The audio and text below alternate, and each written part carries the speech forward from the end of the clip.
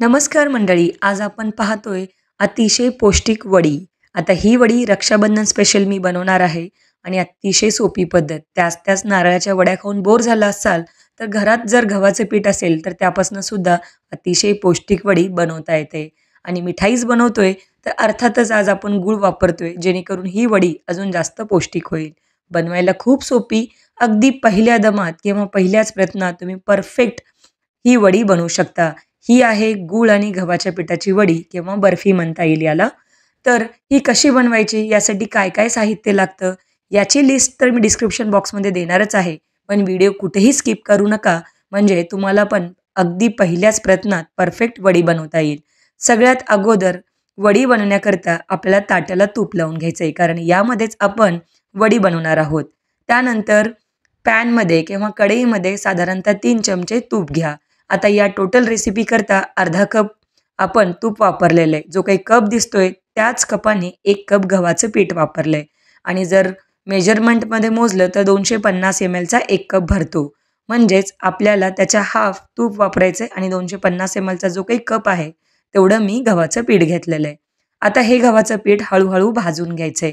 भाजत असताना थोडं-थोडं तूप ॲड करा. मी सांगितल्याप्रमाणे एकदाच तूप न ॲड करता जसं लागेल तसं आपण थोडं-थोडं तूप टाकून हे पीठ भाजून घ्यायचंय. आता हे पीठ कुठंपर्यंत भाजायचं तेही सांगते.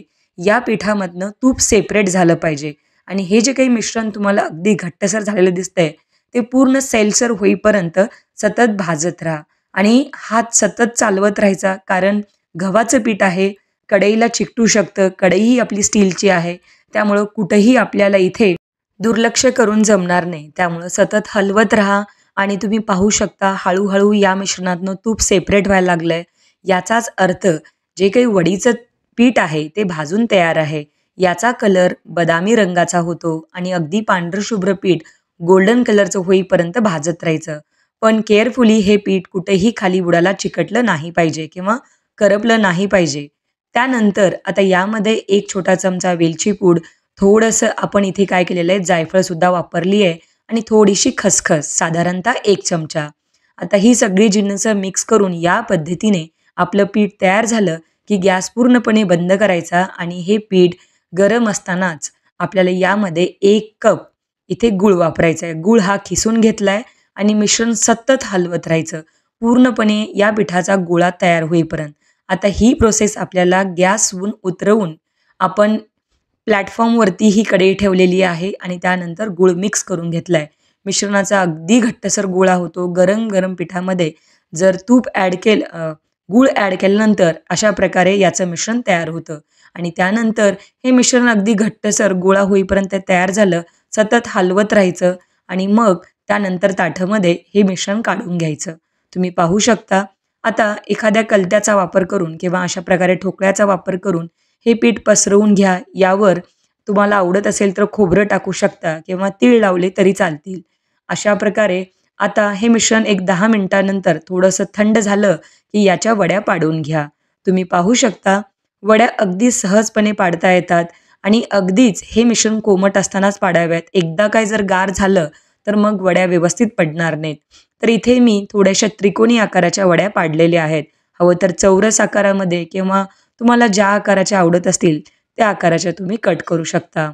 पण कोमट असतानाच या वड्या पाडल्या, की त्यानंतर त्या सेट करायला ठेवायचे साधारणतः 1 ते 2 तास. रूम टेम्परेचरवरच हे बाहेर ठेवून द्यायचं. अगदीच घाई असेल तर फ्रीजमध्ये सेट करू शकता. पण यामध्ये तूप वापरलेलं आहे, त्यामुळं हे व्यवस्थितच रूम टेम्परेचरवर सेट झाल्या, की अगदी याचं टेक्स्चर प्रॉपर येतं. खूप खुसखुशीत होतात. अगदी तोंडात टाकल्यावर विरघळतील अशा या आपल्या गूळ आणि गव्हाच्या पिठाच्या वड्या आहेत. आता त्याच रक्षाबंधनला तुम्ही नारळाच्या वड्या खाऊन बोर झाला असाल, तर या प्रकारच्या अतिशय पौष्टिक वड्या तुम्ही तयार करू शकता. या वड्या बाहेर साधारणतः महिनाभर टिकतात, काहीही होत नाही. अगदी सहजपणे वड्या ताटापासून वेगळ्या होत आहेत, तुम्ही पाहू शकता. कुठेही वडीचं जे मिश्रण आहे ताटाला चिकटत नाही किंवा अजिबात ही वडी तुटतसुद्धा नाही. तुम्ही पाहू शकता सहजपणे त्या ताटापासून वेगळ्या होत आहेत. अशा प्रकारे या वड्या आपण इथे तुम्हाला दाखवण्याचा प्रयत्न केलेला आहे. खरंच खूप जास्त सोपी रेसिपी आहे. तर या छोट्या-छोट्या टिप्स फॉलो करा आणि ही रेसिपी नक्की ट्राय करून बघा. आता ही वडी अगदी खुसखुशीत तोंडात टाकल्यावर विरघळेल आणि तितकीच पौष्टिक आहे. आता तुम्ही रेसिपी ट्राय केल्यानंतर तुमचा अभिप्राय मला कमेंटमध्ये सांगा. अजून कुठल्या रेसिपी तुम्हाला रक्षाबंधन स्पेशल पाहायला आवडतील त्याही कळवा. तर पुन्हा भेटूया आपण अशाच एका नवीन रेसिपीसोबत. तोपर्यंत टेक केअर. Bye bye.